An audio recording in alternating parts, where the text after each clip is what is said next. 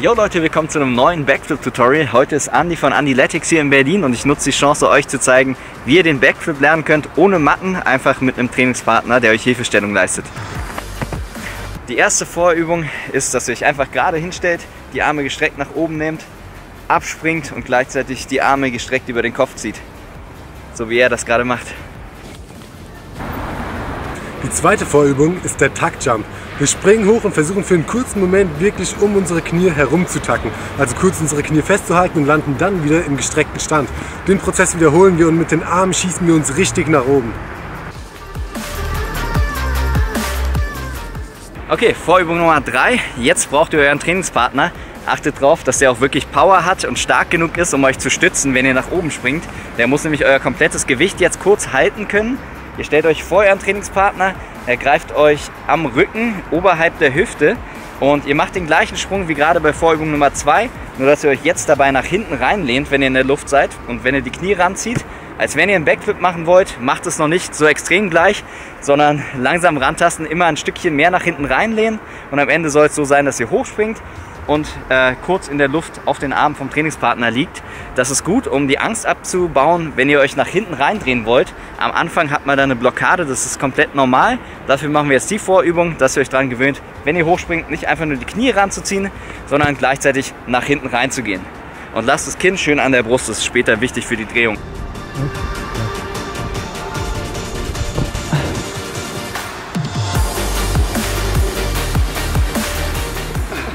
Wenn ihr bei der Vorübung jetzt ein sicheres Gefühl habt und euch wirklich traut, nach hinten zu springen und das Gefühl habt, ihr könntet jetzt drehen, wenn ihr wirklich mit Power reingeht, dann kommen wir jetzt zum Backflip mit Hilfestellung.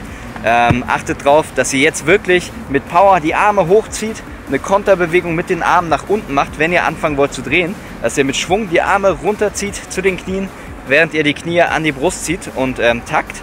Das ist wichtig, damit ihr Schwung für die Drehung kriegt. Jetzt müsst ihr wirklich voll durchziehen, weil jetzt wollt ihr den Salto eigentlich alleine machen. Der Partner ist jetzt nur da, um euch zu helfen, falls es nicht klappt. Am Anfang wird es natürlich nicht sofort klappen. Deswegen zeigen wir euch jetzt, wie man wirklich sicher stützen kann. Eine Hand geht dabei, so wie gerade eben, eigentlich an die gleiche Position über die Hüfte, an den Rücken.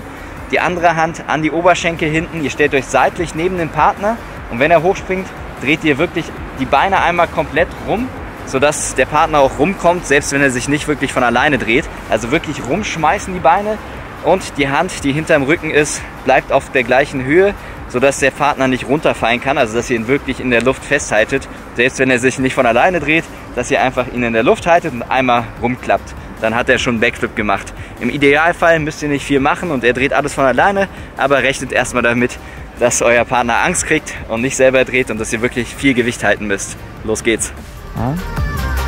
Okay.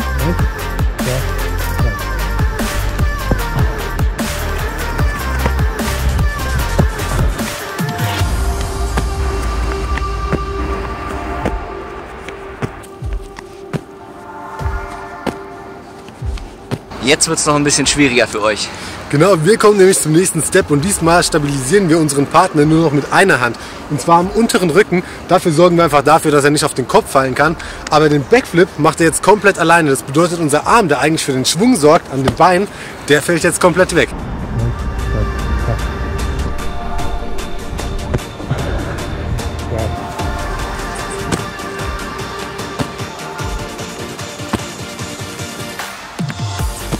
Wenn bis dahin alles gut funktioniert hat und ihr das Gefühl habt, ihr habt wirklich selber gedreht und wurdet nicht einfach nur rumgeworfen, dann könnt ihr jetzt den Backflip alleine machen.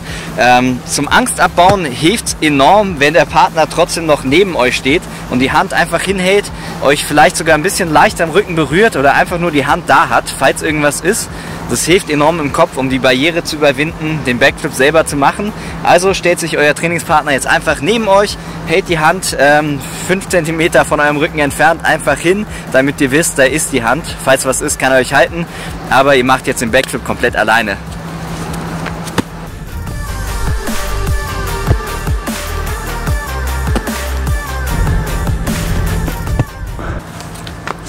So Leute, das war's mit dem Backflip-Tutorial. Ich hoffe, euch hat's gefallen und vor allem weitergeholfen. Danke an Andi.